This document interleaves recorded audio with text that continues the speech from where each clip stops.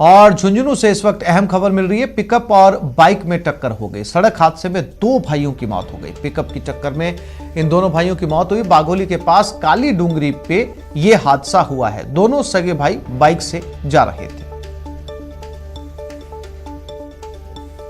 तो ये झुंझुनू की घटना है। तस्वीरों में आप देख सकते हैं पिकअप और बाइक की आपस में टक्कर हुई। बाइक पर 2 सगे भाई थे और दुर्भाग्यवश दोनों ही सगे भाइयों की यहां पर मौत हो गई। तस्वीरों में आप देख सकते हैं पिकअप और बाइक की टक्कर में 2 भाइयों की मौत।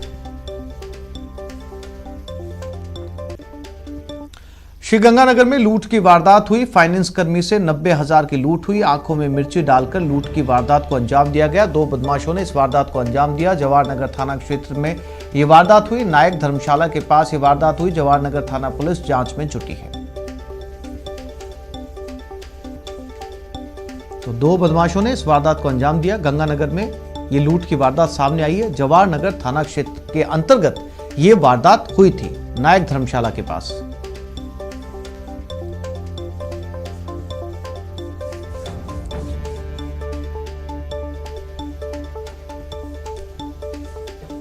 एक फाइनेंस कर्मी से 90,000 रुपए की लूट की है। ये खबर बाड़मेर से है, जहां पुलिस और एक तस्कर के बीच मुठभेड़ हो गई। आपसी भिड़ंत में एक पुलिसकर्मी गंभीर रूप से घायल हो गया, जबकि पुलिस ने इस दौरान एक कुख्यात अपराधी को एनकाउंटर में मार गिराया। पुलिस को शहर के एक नामी गिरामी स्कूल के पास कुख्यात अपराधी कमलेश प्रजापति के छिपे होने की सूचना मिली थी, जिस पर उसे गिरफ्तार करने गई पुलिस ने उस पर गाड़ी चढ़ाकर हमला बोल दिया, जिस पर पुलिस ने आत्मरक्षा में उसको मार गिराया। सूत्रों के मुताबिक बाड़मेर पुलिस ने भीलवाड़ा में पुलिस गोलीकांड के आरोपियों को भी हिरासत में लिया है। इस घटनाक्रम में पुलिस का एक हेड कांस्टेबल घायल हो गया।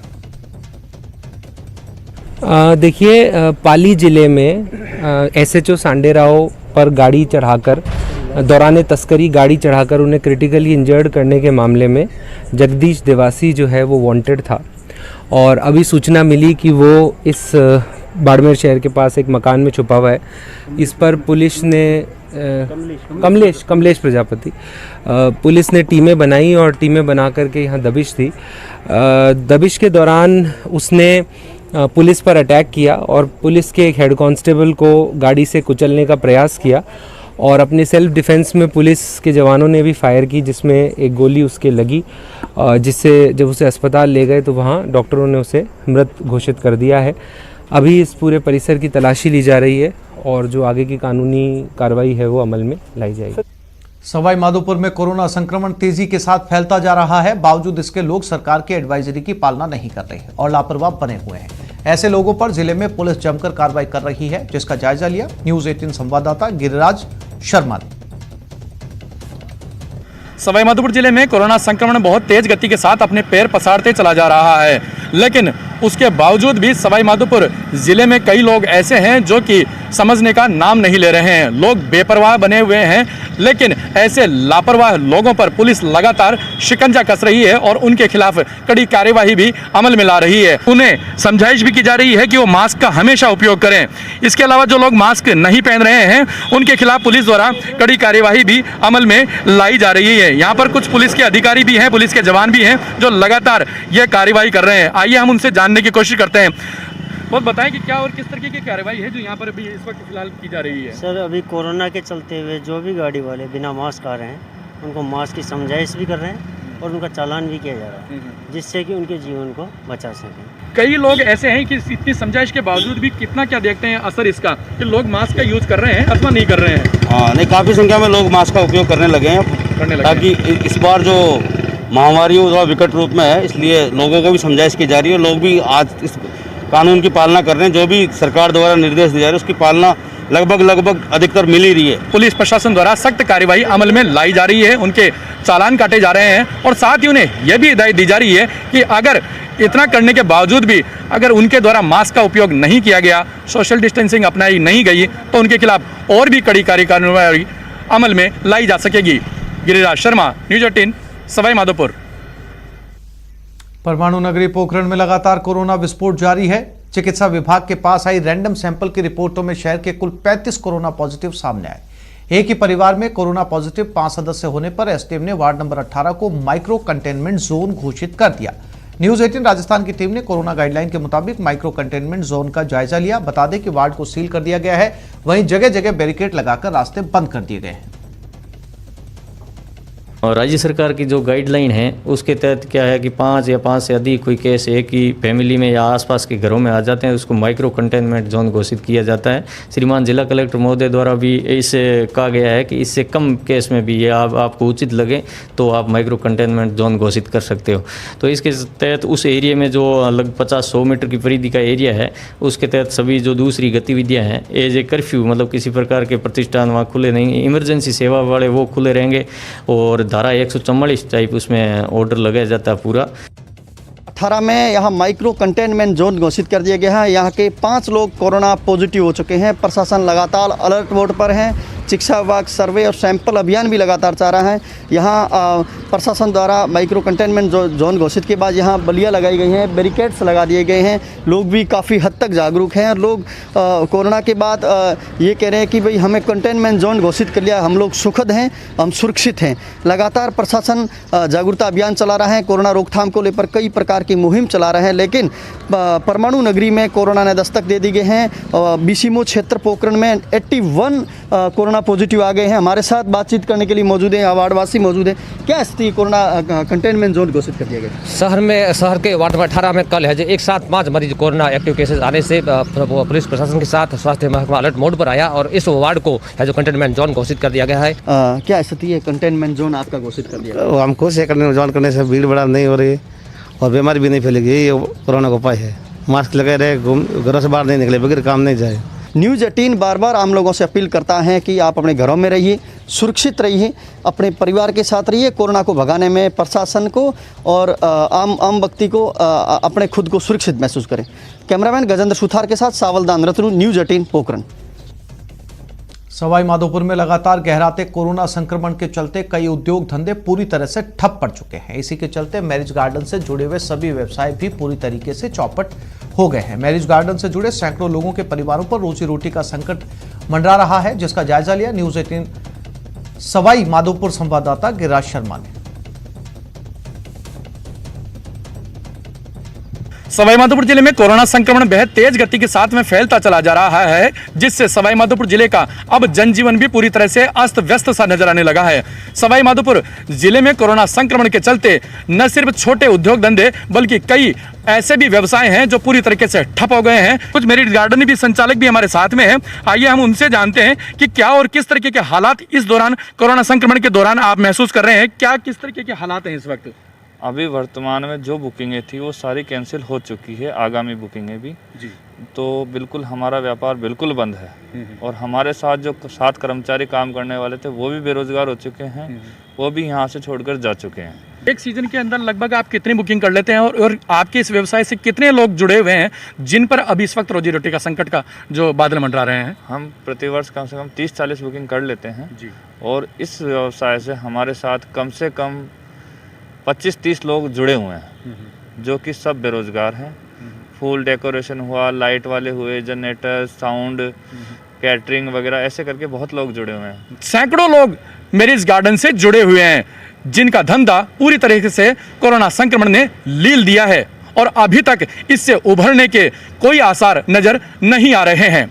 गिरिराज शर्मा, न्यूज़ 18 सवाई माधोपुर। अजमेर में फायसागर रोड पर कोरोना गाइडलाइन की धज्जियां उड़ाने वाली तस्वीरें सामने आई। कोटा कॉलोनी में शादी समारोह में मौजूद भीड़ सरकार और प्रशासन सख्ती को मुंह चिढ़ा रही है। शादी में समारोह सैकड़ों लोगों में कईयों के चेहरे पर न मास्क है, न इन्हें सोशल डिस्टेंसिंग का ख्याल है।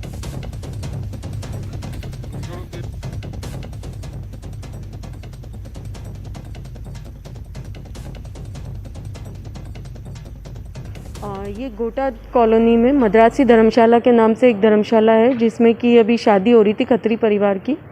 वहाँ पर अभी अब जब हम लोग आए तो वहाँ पर 250-200 से के लगभग लोग बाग यहाँ उपस्थित थे। तो यहाँ से गार्डन पूरा खाली करवाया गया है। पुलिस की टीम हमारे साथ में थी, पूरा सहयोग के साथ में यहाँ से लोगों को खाली करवाया गया है और इनका चालान काटा गया है।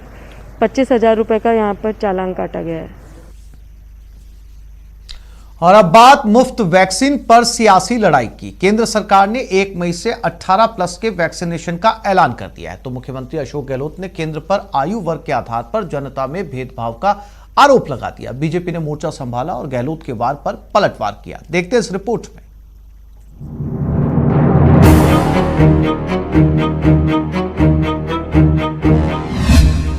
18 प्लस पर सियासी अखाड़ा।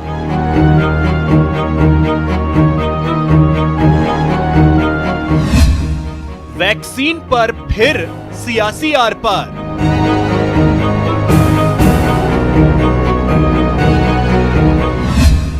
गहलोत का ट्वीट, बीजेपी का पलटवार।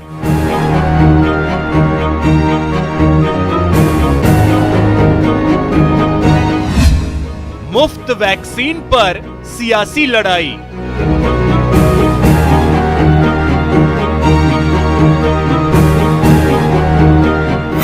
कोविड वैक्सीनेशन पूरे देश के लिए फ्री होना चाहिए। केंद्र सरकार को आयु वर्ग के आधार पर जनता में भेदभाव नहीं करना चाहिए। मुख्यमंत्री अशोक गहलोत के इसी ट्वीट पर मरुधरा का सियासी पारा चढ़ गया है।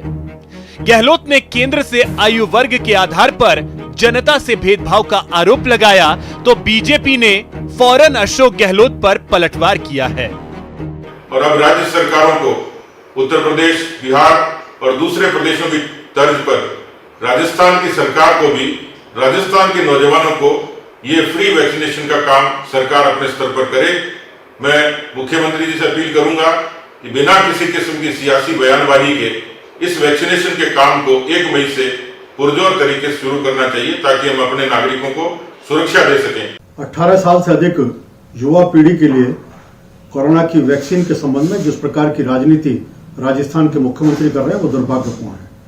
केंद्र सरकार लगातार संपूर्ण देश में 45 साल उससे ऊपर के सब लोगों के लिए मुफ्त कोरोना वैक्सीन की व्यवस्था की है। अब समय आया है युवाओं के लिए देने का। हालांकि पूर्व मुख्यमंत्री और बीजेपी की राष्ट्रीय उपाध्यक्ष वसुंधरा राजे ने एक बयान जारी कर कहा कि यह ऐसा समय है जब हमें राजनीति नहीं, राज्य नीति पर चलना है। कोविड के कारण देश ही नहीं, हमारा प्रदेश भी संकट से गुजर रहा है। ऐसी स्थिति में डरने की नहीं, सावधानी बरतने की जरूरत है। अगर हम स्वेच्छा से घर पर रहते हैं तो इसका फायदा परिवार को ही नहीं, पूरे प्रदेश को होगा। मास्क पहनोगे और हाथ धोगे तो इसका लाभ भी सबको मिलेगा। कोरोना की दूसरी लहर कहर बनकर टूट रही है। हालांकि गुलाब चंद कटारिया का कहना है कि सियासी वार पलटवार की जगह पक्ष विपक्ष को मरुधरा की जनता के लिए मिलकर काम करना चाहिए। इस समय एक दूसरे की आलोचनाएं करके जनता के मन में भय क्रिएट करने का प्रयास मत करें। कोशिश ये करें कि हम सब मिलकर के कैसे इसका मुकाबला करके जनता को सुरक्षित बचा सकें। राजस्थान सरकार दिल्ली की कमियां निकालती है, हम उनकी कमियां निकालते हैं। मैं सोचता हूं इस सबको बंद करके हम सामूहिक मिलकर के इस महामारी से जनता का मनोबल ऊंचा रहे, और जो जो कमियां हमको और आपको लगती है वो सब कमियां अपनी मानते हुए उसको दूर करने के लिए जहां जहां से जिस से जो संभव हो सकता है प्रयास करके लोगों को राहत पहुंचाने का काम करें। सच भी तो है, सियासत अपनी जगह है और महामारी अपनी जगह। और जब कोरोना से मरुधरा का हाल बेहाल है तो पक्ष और विपक्ष दोनों को ही साथ मिलकर कोरोना से लड़ाई लड़ने की दरकार है। Bureau report, news 18 Rajasthan. और अब आपको लिए चलते हैं जोधपुर। यहां एक निमंत्रण कार्ड पर पिछले कुछ दिनों से ये निमंत्रण कार्ड लगातार चर्चा में है। आखिर क्यों, देखते हैं इस रिपोर्ट में। शादी का ये कार्ड पिछले कुछ दिनों से चर्चा में है, और चर्चा की वजह है इस पर छपे 1-2 नहीं, पूरे के पूरे 300 नाम। जैसे ही ये कार्ड बटा, इसकी तस्वीरें सोशल मीडिया पर वायरल होने लगी। जिसने भी ये कार्ड देखा, देखता रह गया। आमतौर पर लोग शादी के कार्ड पर वर वधू के अलावा 4 से 5 नाम लिखवाते हैं, लेकिन जोधपुर के फलौदी इलाके के राजकीय उच्च प्राथमिक विद्यालय हरजी गोदारों की ढाड़ी पडियाला के प्रिंसिपल मोहनलाल विश्नोई ने तो कमाल कर दिया। उन्होंने अपने बेटे और बेटी के मुकलावा के समारोह के लिए भेजे गए कार्ड में 301 नाम छपवाए थे। संक्रमण का मौसम ना होता तो इस कार्ड की खूब चर्चा होती और हेड मास्टर साहब की इज्जत भी बढ़ जाती कि वो अपने रिश्तेदारों का कितना मान रखते हैं। लेकिन ये तो कोरोना काल है और इस वजह से उनकी चालाकी पकड़ी गई और प्रशासन ने न केवल समारोह में 50 लोगों को छोड़कर सबको बाहर निकाल दिया, बल्कि मोहनलाल विश्नोई पर 25,000 का जुर्माना भी लगा दिया। और कोरोना मीटर लगातार बढ़ता जा रहा है, ऐसे में प्रशासन की सख्ती भी बढ़ रही है। संक्रमण की चेन को तोड़ने के लिए प्रदेश में जन अनुशासन पखवाड़ा चल रहा है, लेकिन फिर भी लोग घर से बाहर निकलने से बाज नहीं आ रहे। इस बीच दौसा में जब एसपी शहर के हालात का जायजा लेने सड़क पर उतरे तो हैरान रह गए। काफी लोग बिना मास्क के सड़कों पर घूमते नजर आए। एसपी साहब ने ऐसे लोगों की खूब खबर ली, डंडे बरसाए, साथ ही साथ एक मार्मिक अपील भी की। हाथ जोड़कर लोगों से घर में रहने की अपील की। कहा 2 दिन सब्जी नहीं खाओगे तो मर नहीं जाओगे।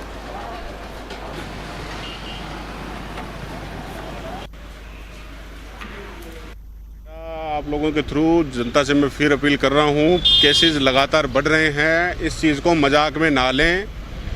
4 दिन बाद फिर यही लोग रोएंगे कि साहब हॉस्पिटल में बेड नहीं है, हॉस्पिटल में ऑक्सीजन नहीं है, प्रशासन ये नहीं कर रहा, प्रशासन वो नहीं कर रहा।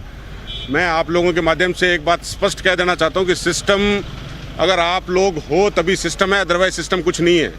लाखों लोगों की भीड़ का मुकाबला 2000 आदमी नहीं कर सकते। अगर आप लोग सेंसिटिविटी नहीं बरतोगे और कल को आप आगे ये कहते हो कि साहब प्रशासन हमारे को बेड नहीं उपलब्ध करवा रहा, प्रशासन हमारे को ऑक्सीजन नहीं दे पा रहा, तो इसमें प्रशासन की कोई गलती नहीं है। छोटी सी चूक हो सकती है जानलेवा। टीका है आया पर नहीं है कोई दवा। 2 गज की दूरी, मास्क है जरूरी। सावधान रहें, सुरक्षित रहें। यहाँ एक छोटे से ब्रेक के लिए रुक रहे हैं, जल्द लौटते हैं।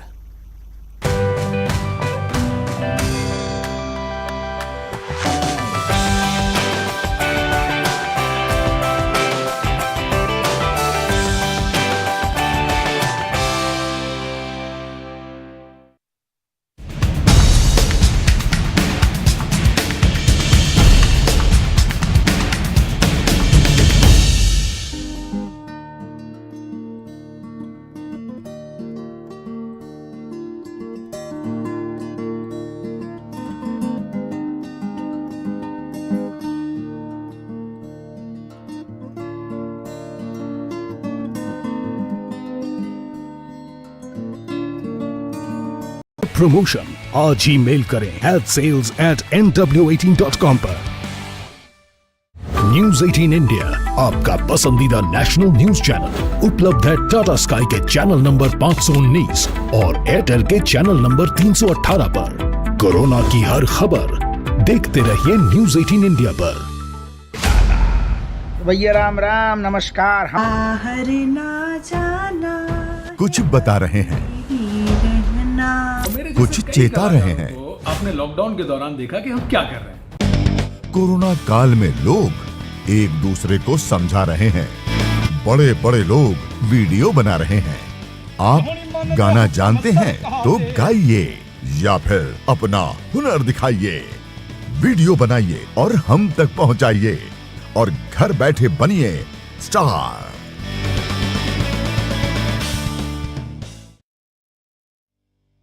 न्यूज 18 इंडिया आपका पसंदीदा नेशनल न्यूज चैनल उपलब्ध है डिश टीवी।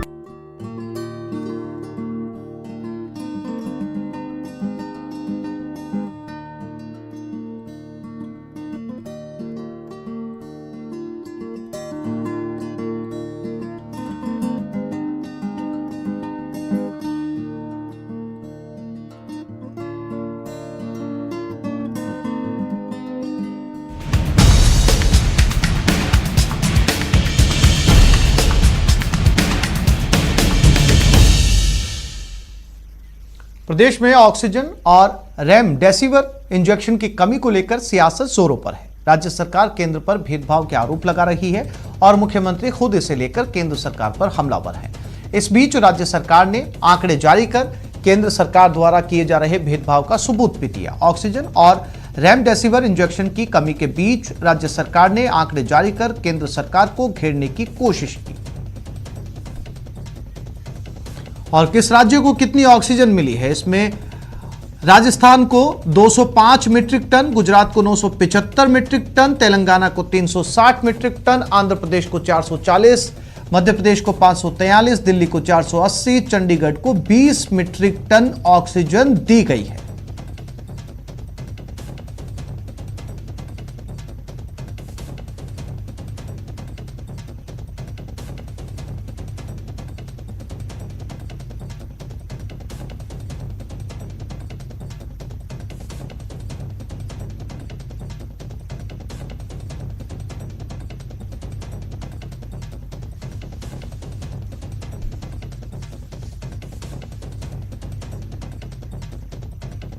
जन अनुशासन पखवाड़े का आज 5वां दिन है। आज भी दौसा में पुलिस की टीमें बाजार को बंद कराने के लिए निकली।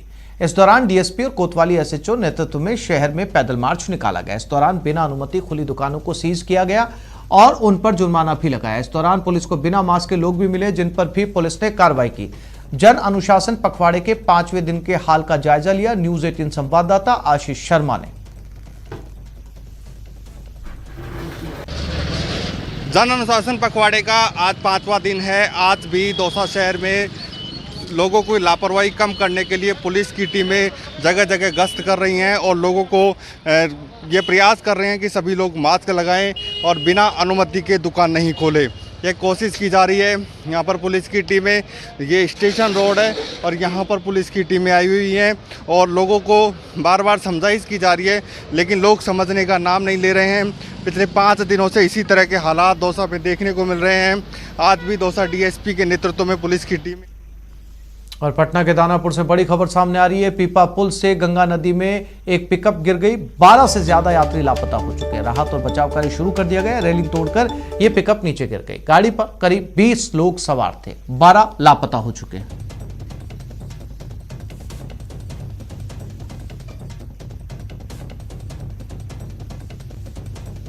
तस्वीरों में आप देख सकते हैं दानापुर में यह पुल था जहां पर एक पिकअप, एक गाड़ी 20 लोगों को लेकर जा रही थी। ये सीधी तस्वीरें, लाइव तस्वीरें इस वक्त की दानापुर से। आप देख सकते हैं कितने लोग यहां पर हजारों की तादाद में इकट्ठा है और ये पिकअप थी जिसके पर स्थानीय जो लोग हैं उन लोगों ने भी काफ़ी मदद की।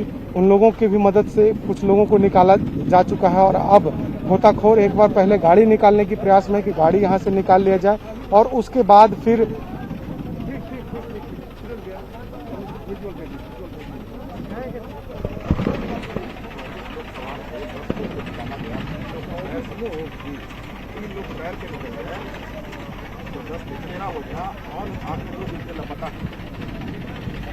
ये दानापुर से सीधी लाइव तस्वीरें। रेस्क्यू दल लगाया गया 12 लोगों को खोजने के लिए। 20 लोग थे, हालांकि इसमें 8 लोग सुरक्षित हैं, लेकिन 12 लोग पूरी तरीके से लापता हो चुके हैं। आशंका की जा रही है कि इस नदी के साथ, इस पानी के साथ ये लोग बह गए हैं। चूंकि रेस्क्यू दल यहाँ पर मौजूद है और गोताखोरों की मदद ली जा रही है, पता लगाने की कोशिश की जा रही है कि वो 12 लोग आखिर कहाँ गए।